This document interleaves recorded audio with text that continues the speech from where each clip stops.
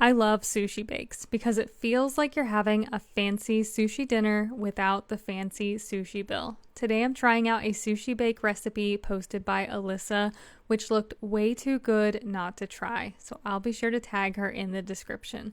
Her version starts with salmon, so I got a couple of small fillets for a reasonable price, and I seasoned those with paprika, garlic powder, salt and pepper, and air fried it at 400 degrees for about 10 to 12 minutes until it was nice and flaky.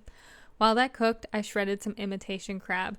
You can do crab only or salmon only, but her recipe called for both crab and salmon, and I was kind of curious what that would taste like.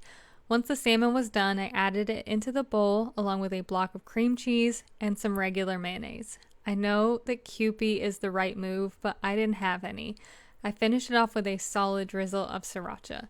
Mix it all up, adjust the spice and creaminess to your liking. Totally your call. You can make this more authentic, but the whole point of a sushi bake is that it's meant to be flexible and forgiving. I also added a few cups of regular long grain white rice. Not sushi rice, just the plain kind I already have. If you want that sticky sushi quality, toss in some seasoned rice vinegar.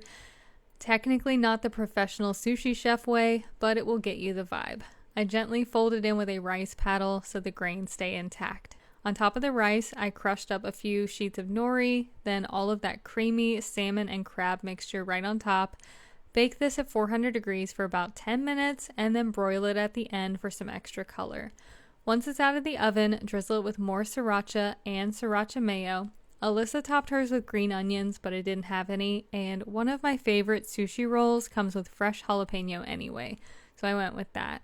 And I always like to serve mine with cucumber and avocado on the side to get those sushi textures in every bite. This turned out so good. Creamy, spicy, savory, everything you want in sushi. But next time, I'm definitely making a half batch because this was a lot of sushi. Way more than I expected. If I had to guess, all of the ingredients would run you between $25 to $30, and this is enough to feed a family or one person for a very long time. At a sushi restaurant, the same amount of food would easily be $60 to $80, sometimes even more. So this is totally worth making if you love sushi, but not sushi prices.